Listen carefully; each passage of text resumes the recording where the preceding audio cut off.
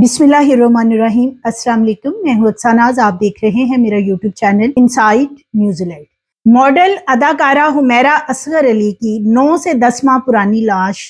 उनके फ्लैट से मिलती है और ये डेड बॉडी जब मिली थी तो उसी वक्त ही, यानी जब पुलिस के कुछ लोग अंदर दाखिल होते हैं तो वो उसी वक्त ही इसको एक तबई मौत करार देते हैं। इसकी एक पोस्टमार्टम रिपोर्ट भी सामने आई थी, केमिकल एग्जामिनेशन रिपोर्ट भी सामने आई थी, लेकिन अब जो असल हकायक इस मौत को लेके सामने आए हैं, ये तबई मौत नहीं बल्कि हुमैरा असगर को बड़ी ही प्लानिंग के साथ कत्ल किया गया। और इसमें ना सिर्फ चौकीदार, मालिक मकान, कुछ बाअसर अफराद शामिल हैं, बल्कि पुलिस की मिली भगत भी इसमें नजर आती है। वो इसलिए कि इसकी जो असल केमिकल एग्जामिनेशन रिपोर्ट थी और अब इसकी फोरेंसिक रिपोर्ट भी आ चुकी है,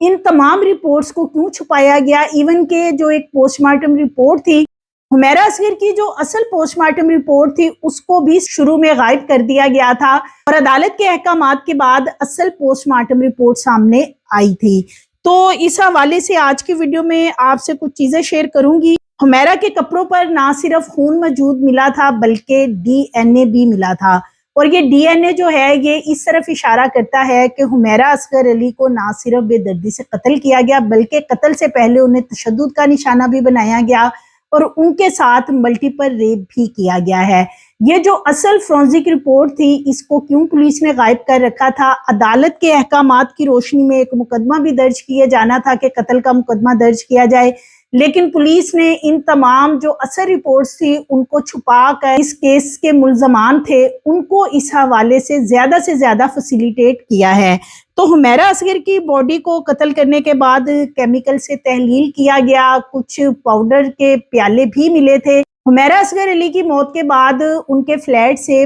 5 से 6 प्याले ऐसे मिले थे जिनमें के सफेद पाउडर था। इसको बाद में समंदरी नमक करार दे दिया गया, लेकिन ये वही चीजें थी कि इससे ना सिर्फ डेड बॉडी को तहलील किया गया था और जो असल फोरेंसिक रिपोर्ट है उसमें भी ये चीज सामने आ चुकी है कि पेट के अंदर की कोई भी चीज मौजूद नहीं थी, यानी कि इस तरीके से तमाम चीजों को तहलील कर दिया गया था। सिर्फ और सिर्फ हड्डियां मौजूद थी और वो भी भुर रही थी, यानी भुरी हड्डियां थी और जिनको हाथ लगाते थे तो हड्डियां अलहदा हो रही थी। हुमैरा असगर अली की लाश 9 जुलाई 2025 को उनके फ्लैट से उस वक्त मिली थी जब एक अदालती बेल्फ को मालिक मकान बुलाता है। काफी अरसा मालिक मकान इस हवाले से खामोश रहा और इसी के ऊपर बहुत से सवालात भी उठाए गए थे कि 10 माह अगर किसी को किराया ना मिले तो वो कैसे खामोश रह सकता है, लेकिन फिर आहिस्ता आहिस्ता इन तमाम चीजों के जवाबात खुद ही मिलने लगे थे, क्योंकि जैसे ही पुलिस घर के अंदर दाखिल होती है यानी फ्लैट में, तो उसी वक्त कहा जाता है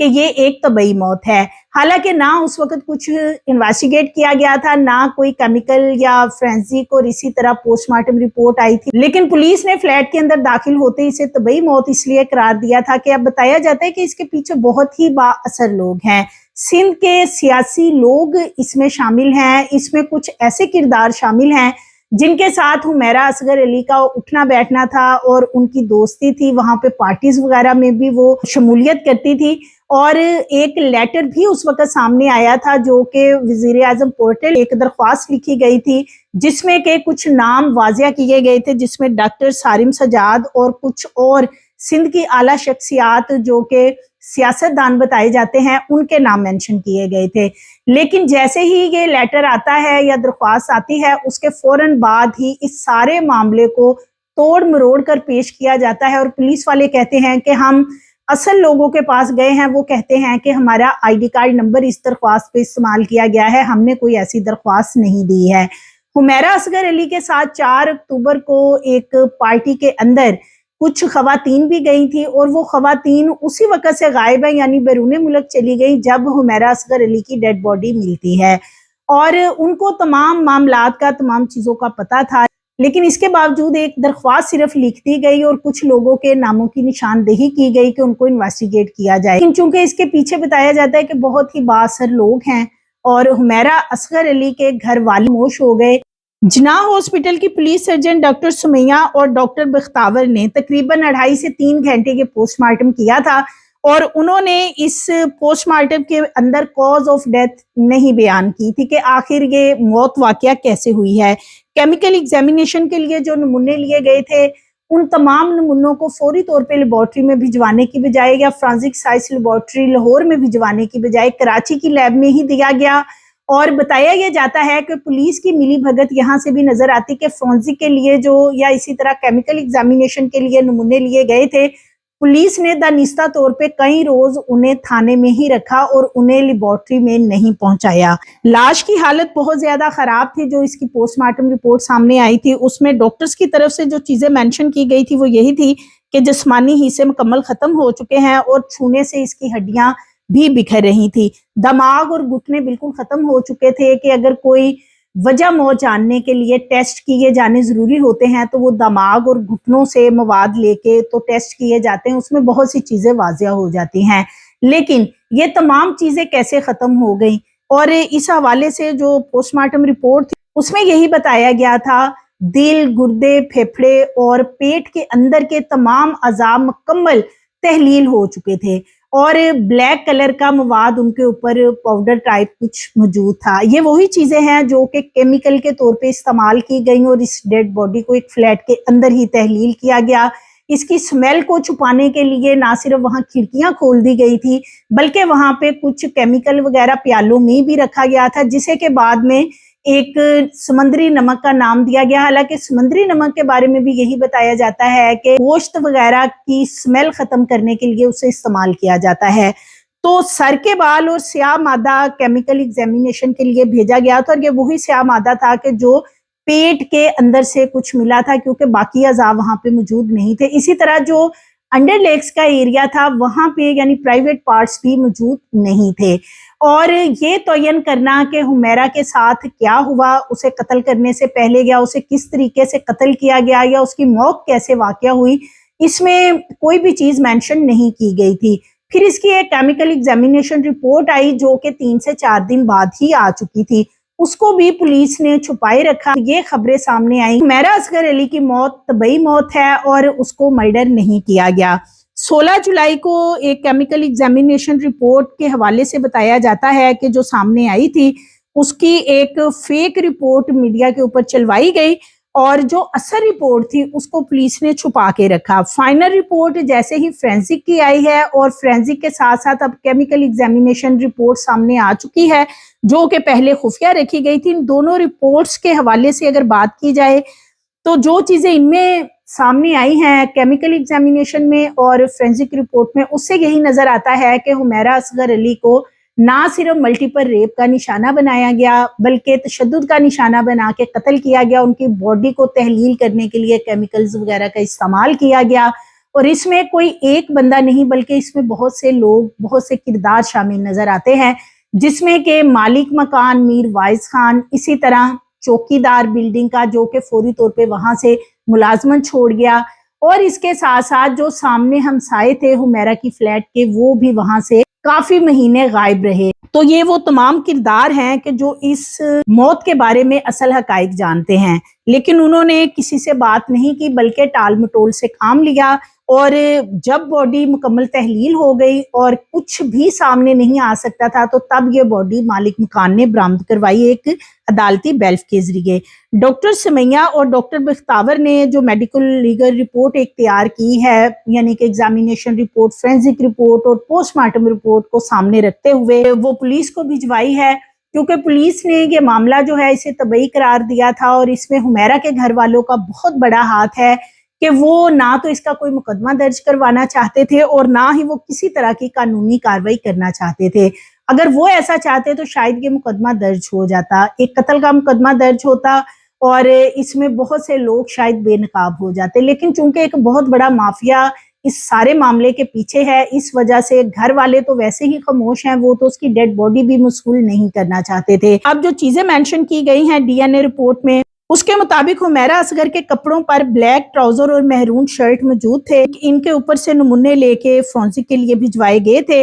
اور ان کے اوپر کسی اور کا ہیومن ڈی این اے ملا ہے جو کہ موجود ہے، اور یہ ایک ڈی این اے نہیں ہے بلکہ 3 سے 4 افراد کا ڈی این اے حمیرہ اصغر علی کی جو شرٹ اور ٹراؤزر انہوں نے پہن رکھا تھا ان کے اوپر موجود ملا ہے۔ حمیرہ کی جو فائنل رپورٹ ہے یہ کافی عرصہ پہلے آ چکی تھی، لیکن اس کو پولیس نے اس وقت غائب کر دیا تھا جب اس حوالے سے عدالتی احکامات پر مقدمہ درج کرنے کا کہا گیا تھا کہ کوئی اس کا قتل کا مقدمہ درج کر لیا جائے اور حمیرہ کے گھر والوں کے بیانات لیے جائیں، انہیں بھی اس میں انویسٹیگیٹ کیا جائے۔ اور اس میں تقریباً 110 لوگ تھے جب یہ ڈیڈ باڈی ملتی ہے،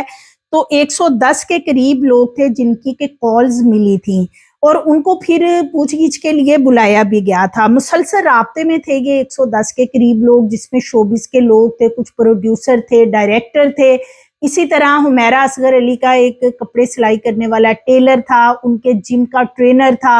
اور پھر اسی طرح ایک آن لائن ٹیکسی ڈرائیور تھا جس کے ساتھ حمیرہ ٹریول کرتی تھی۔ ان تمام لوگوں کو بلوایا گیا اور ان سے پوچھ گچھ کی گئی۔ ان میں سے سب سے زیادہ جو مشکوک لوگ سامنے آئے تھے ان میں ایک مالک مکان تھا، میر وائز خان، چوکیدار تھا جو کہ وہاں سے اسی وقت ملازمت چھوڑ گیا، اور پھر وہ مان بھی گیا پوچھ گچھ کے دوران کہ اسے سمیل آئی تھی اور اس نے اس لیے جاب چھوڑ دی کہ اگر یہ قتل ہے تو پھر کہیں اس سے پوچھ گچھ نہ ہو یا اس کا نام نہ لگ جائے۔ یہ تمام لوگ مکمل اس لیے سیف ہیں کہ اس پر کسی قسم کی کاروائی نہ تو پولیس کی طرف سے ریاست کے طور پہ مقدمہ درج کروا کے کی گئی اور نہ ہی حمیرہ کے گھر والے سامنے آئے۔ ایک پروڈیوسر اسلام آباد کے تھے، ان کا بھی نام آ رہا تھا کہ آخری جو کالز تھیں وہ انہیں کی گئی تھی، لیکن وہ پروڈیوسر جو ہیں انہوں نے بھی غلط بیانی کی اور ان کا یہ کہنا تھا کہ حمیرہ تو میرے سے کام مانگ رہی تھی۔ اب کئی گھنٹے بات ہو رہی ہے اور وہ صرف حمیرہ ان سے کام مانگ رہی ہے، یہ بہت ہی مشکوک چیز تھی۔ ان تمام چیزوں کو نظر انداز کیا گیا اور جو مالک مکان تھا میر وائز خان، اس کو 10 ماہ سے کرایہ نہیں ملا تھا اور وہ بھی خاموش بیٹھا رہا، اور تب وہ آتا ہے جب یہ ڈیڈ باڈی مکمل تحلیل ہو چکی ہے۔ کھڑکیاں کس نے کھولی؟ کیونکہ جب یہ موت واقعہ ہوتی ہے تب تھوڑا گرمی کا ہی موسم تھا، اکتوبر، جیسے کہ پولیس کا دعویٰ ہے کہ اکتوبر 8 یا 7 اکتوبر کو حمیرہ کی ڈیتھ ہوئی،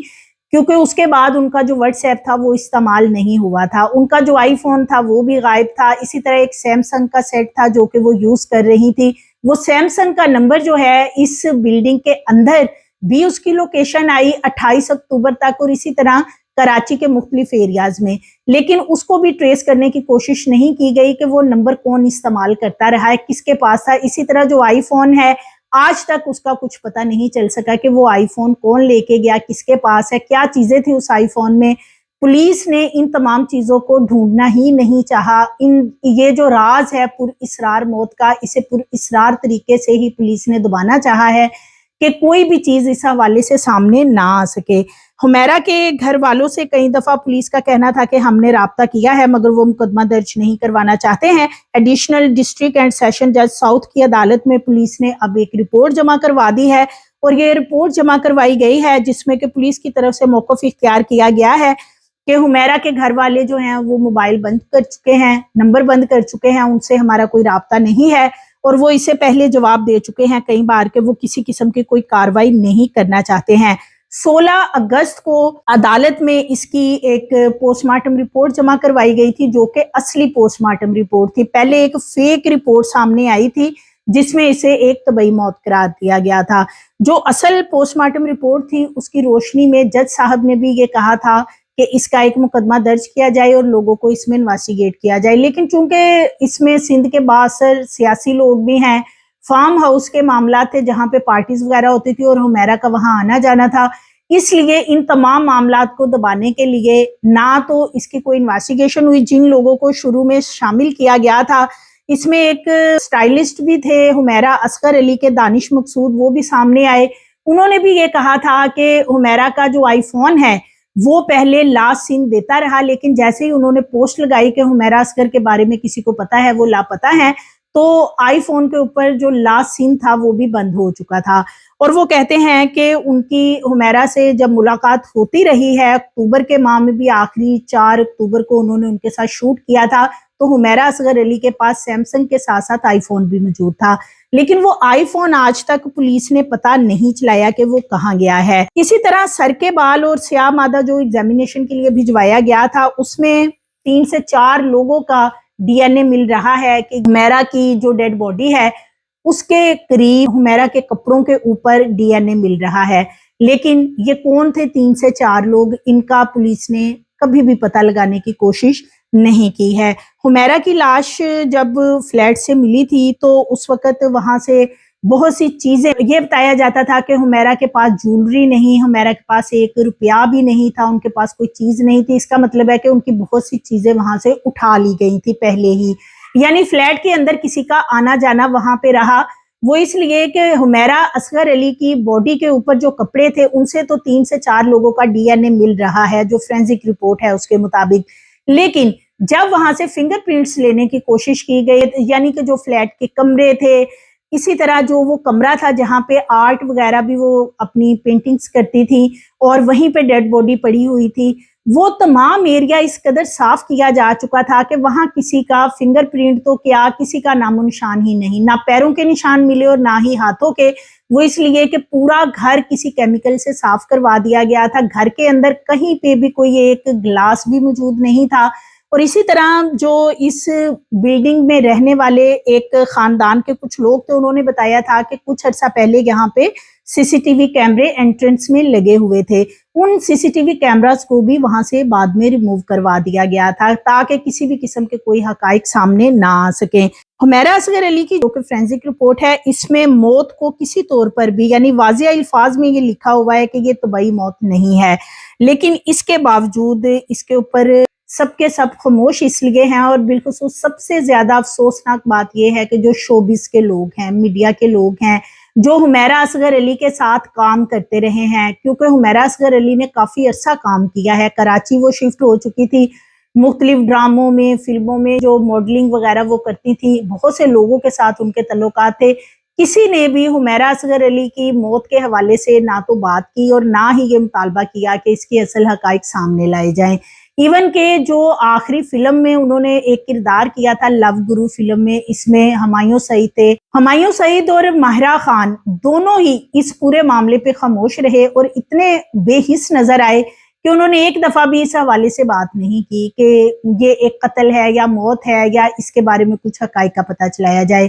تو اسی لیے جو بہت سے اداکار ہیں وہ خاموش ہیں، کیونکہ یہ جو سٹائلسٹ تھے، یہ دانش مقصود، انہوں نے شروع میں بہت باتیں کی، انٹرویوز دیے، لیکن پھر انہیں مکمل چپ کروا دیا گیا، اور چپ بھی ایسا کروایا گیا کہ پھر وہ دوبارہ اس حوالے سے کبھی بھی سامنے نہیں آئے، کیونکہ ان کو بھی انویسٹیگیشن میں شامل کرنے کے لیے جب بلایا گیا تھا، پتہ نہیں وہاں پہ ایسا کیا ہوا تھا کہ وہ دوبارہ اس معاملے پہ نہیں بولے ہیں۔ حمیرہ کے گوشت کو تحلیل کرنے اور لاش کی بدبو نہ آنے کے لیے مختلف چیزوں کو استعمال کیا گیا باڈی کے اوپر، جیسے کہ کوئی کیمیکل یا اس طرح کی چیزیں جو ہیں وہ استعمال کی گئی تاکہ باڈی مکمل تحلیل ہو۔ یہ تمام چیزیں سامنے آنے کے بعد بھی کیا ایک مقدمہ اس کا درج نہیں کیا جا سکتا؟ ریاست کی مدیت میں بھی ایک مقدمہ درج ہو سکتا تھا جس میں کہ جو اصل قاتل ہیں وہ بے نقاب ہو سکتے۔ حمیرہ اپنی 2 ساتھی کولیگز کے ساتھ ایک نائٹ پارٹی میں گئی تھی اپنی موت سے 2 سے 3 دن پہلے، اور وہاں پہ یہی بات شروع میں سامنے آئی تھی، جو ایک درخواست بھی دی گئی تھی کہ حمیرہ اصغر علی جو ہیں وہ ایک پارٹی میں گئی تھی، اور اس سے پہلے بھی وہ اس فارم ہاؤس پہ آتی جاتی تھی۔ ڈاکٹر سارم سجاد اور ان کے والد کے بارے میں کچھ چیزیں سامنے آئی تھی جو اس درخواست میں بتائی گئی تھی کہ حمیرہ اصغر علی اس فارم ہاؤس پہ جاتی تھی، وہاں پہ ان کو زبردستی ڈرنک وغیرہ استعمال کروائی جاتی تھی، اس کے بعد ان کے ساتھ زیادتی کی جاتی تھی۔ تو اس حوالے سے حمیرہ نے اپنی ساتھی دوستوں کو بھی بتایا تھا، انہوں نے خود تو سامنے نہیں آئی لیکن ایک اپلیکیشن ضرور موو کی جس کے اوپر کے پھر کام نہیں ہوا تھا۔ جو لوگ حمیرہ کے ساتھ اس پارٹی میں گئے تھے وہ اسی دن ہی ملک سے فرار ہو گئے تھے جس روز حمیرہ کی ڈیڈ باڈی ملی تھی۔ طاقتور سیاسی گھرانے کی پارٹی کے اندر کیا جھگڑے ہوئے تھے کہ ان کا موبائل لے لیا گیا تھا، آئی فون چھین لیا گیا تھا، ان کی سمیں بلاک کروا دی گئی تھی۔ ایف آئی اے کے دفتر میں حمیرہ اصغر علی اگست میں گئی تھی جہاں پہ انہوں نے ایک کمپلین بھی درج کروائی تھی، تو ان کے نمبرز وغیرہ ہیں انہیں ہیک کر لیا گیا ہے، ان کے وہ دوسروں کے ساتھ شیئر نہ ہو، اور ان کا جو واٹس ایپ ہے وہ ہیک ہوا ہے کہ وہ کسی کو میسج کرتی ہیں تو وہ تمام ڈیٹا جو ہے وہ کسی اور کے پاس بھی جا رہا ہے۔ لیکن اس کے باوجود یہ تمام چیزیں سامنے آنے کے باوجود حمیرہ اصغر علی کی جو والدہ ہیں، والد ہیں یا ان کے بھائی وغیرہ ہیں، ایک ان کی بھابھی شروع میں سامنے آئی تھی جنہوں نے یہ کہا تھا کہ حمیرہ اصغر علی نے بتایا تھا کہ ان کی سمیں بند کروا دی گئی ہیں اور اس طریقے سے انہیں کوئی تنگ کر رہا تھا۔ لیکن اب وہ بھی ایک عرصے سے ان کی بھابھی ہما ان کا نام تھا، وہ بھی خاموش ہیں۔ حمیرہ کے گھر والے ویسے ہی غائب ہیں، اور یہ معاملہ جو ہے اب اس کی ایک جو رپورٹ تیار کی گئی ہے پولیس کی طرف سے وہ عدالت میں جمع کروا دی گئی ہے، اور یہ جو ڈی این اے رپورٹس وغیرہ کروائی گئی تھی جس میں کہ فورینزک کی رپورٹ بہت ہی اہمیت کی حامل ہوتی ہے، یہ اتنی چیزیں پروف سامنے آنے کے بعد بھی پولیس کی طرف سے ایسی رپورٹ تیار کر کے عدالت میں جمع کروانا کہ حمیرہ کے گھر والے جو ہیں وہ مقدمہ درج نہیں کروانا چاہتے، تو معاملے کو گول کر دیا گیا ہے صرف اس لیے کہ اس کے پیچھے یہی بتایا جاتا ہے کہ سندھ کی با اثر شخصیات شامل ہیں جن کے فارم ہاؤسز پہ حمیرہ کا آنا جانا تھا۔ فلیٹ میں لگے ہوئے کیمرے بھی اکتوبر 2024 کے بعد ہی ریموو کروائے گئے ہیں۔ فلیٹ کے مالک، چوکیدار اور اس کے ساتھ ساتھ اور کچھ لوگ ہیں جو کہ بہت ہی مشکوک تھے، جس میں کہ ایک نکرانی تھی جو کہ حمیرہ کے گھر جس کا آنا جانا تھا۔ ان تمام لوگوں کو پوچھ گچھ کے حوالے سے پولیس نے بلایا ضرور تھا۔ سارے معاملے کو دبانے کا مقصد ہی یہی تھا کہ بس اس چیپٹر کو ہمیشہ کے لیے کلوز کر دیا جائے۔ اس حوالے سے D I G south Karachi Asad Raza پہلے ضرور یہ دعویٰ کرتے رہے کہ اگر یہ قتل ہوا تو ہم اس کا ریاست کی مدیت میں ایک مقدمہ درج کر لیں گے، مگر اب ان کا موقف تبدیل ہو چکا ہے۔ D I G south Karachi Asad Raza کا اس حوالے سے کہنا ہے کہ فورینزک، کیمیکل اور پوسٹ مارٹم رپورٹ سامنے آ چکی ہیں، اور ان کی روشنی میں ایک رپورٹ تیار کر کے عدالت میں بھی جمع کروا دی گئی ہے، اور جس میں یہ موقف اختیار کیا گیا ہے کہ حمیرہ کے گھر والے جو اس کے ورثہ ہیں وہ کسی قسم کی کوئی قانونی کارروائی نہیں کرنا چاہتے۔ پولیس نے کئی دفعہ انہیں زور دیا ہے کہ وہ ایک مقدمہ درج کروائیں، لیکن اب انہوں نے نمبر بھی بند کر دیے ہیں، اور وہ یہ کہتے ہیں کہ انہیں کسی قسم کی کوئی کارروائی نہیں کرنی ہے۔ تو ایف آئی آر درج نہ کرنا وہ بھی پولیس اپنی مدیت میں بھی کر سکتی تھی۔ یہ ایک بہت بڑا سوال ہے کہ کیا ایک ایسی خاتون جو اکیلی رہتی تھی اور اس کو بڑی ہی بے دردی سے قتل کر دیا گیا، اس سے پہلے اس کے ساتھ کیا کچھ ہوا، لیکن اس کی لاش کے ساتھ جو کچھ ہوا ہے وہ تو شاید تاریخ میں کبھی کوئی ایسی لاش سامنے نہ آئی ہو کہ جو بالکل تحلیل ہو چکی تھی، 10 ماہ پرانی ہو، لیکن اس کے باوجود سب اس پہ خاموش رہے، کسی نے آواز نہیں اٹھائی۔ اور صبا قمر ایک بڑی فیمس ایکٹریس ہیں، بہت منجھی ہوئی اداکارہ ہیں، ان کا ریسنٹلی ایک انٹرویو سامنے آیا ہے جس میں ان سے سوال کیا گیا کہ کیا وہ کراچی شفٹ ہونا چاہتی ہیں۔ انہیں اس حوالے سے بہت کنٹروورسی کا بھی سامنا، جس پہ انہوں نے کہا کہ اللہ پناہ وہ کبھی بھی کراچی شفٹ نہیں ہوں گی، یعنی کہ کراچی کے حوالے سے ان کا اس طرح کا بیان جو سامنے آیا ہے وہ تو یہی بتاتا ہے کہ کراچی میں جو اداکارائیں ہیں یا ماڈلز ہیں یا جو اکیلے لوگ جا کے رہتے ہیں وہ کسی طور پہ سیف نہیں ہیں، اور بالخصوص کے حمیرہ اصغر کا معاملہ سامنے آنے کے بعد تو شاید اور بھی تحفظات اداکاراؤں میں یا جو اور لوگ ماڈلز وغیرہ ہیں وہ جاتی ہیں ان میں بھی پائے جا رہے ہیں۔ صبا قمر کو اس حوالے سے کنٹروورسی کا سامنا بھی ہے کہ انہوں نے کراچی کے بارے میں اس طرح کا بیان کیوں دیا کہ جیسے کراچی کوئی ایسی جگہ ہے کہ جہاں پہ انسان کسی طور پہ محفوظ نہیں ہے۔ تو شاید صبا نے بھی اسی لیے یہ اس طرح کی آگے سے بات کی ہے، کیونکہ کراچی میں جو اکیلی لڑکیاں یا خواتین جا کے رہتی ہیں، ایون کہ ایک ڈائریکٹر کی بھی پہلے ایک ڈیڈ باڈی کراچی کے ایک فلیٹ میں سے ملی تھی۔ اسی طرح عائشہ خان ایک سینئر اداکارہ تھی، ان کی بھی کچھ عرصہ پہلے ڈیڈ باڈی ان کے فلیٹ میں سے ملی تھی۔ تو یہ بھی ایک ریزن ہو سکتی ہے کہ صبا قمر نے اس طرح کا جواب دیا ہو، لیکن ان کے جواب کو لے کے بہت زیادہ وہ اس وقت کنٹروورشل ہیں، اور سوشل میڈیا پہ ان کے خلاف اس حوالے سے باتیں بھی کی جا رہی ہیں کہ ایک تو یہ لوگ کراچی جاتے ہیں، وہاں پہ کام بھی کرتے ہیں، پیسہ بھی کماتے ہیں، لیکن اس کے باوجود اس جگہ کے بارے میں اس طرح کی بات کرنا کہ جیسے وہاں پہ کوئی تحفظ نہیں ہے یا وہاں پہ انہیں کوئی فیسلٹی نہیں ہے، تو یہ بہت ہی بری بات ہے۔ سو مزید ویڈیوز کے لیے چینل کو سبسکرائب کریں، لائک کریں، بیل آئیکن کو پریس کریں تاکہ آنے والی ویڈیوز آپ کو ملتی رہیں۔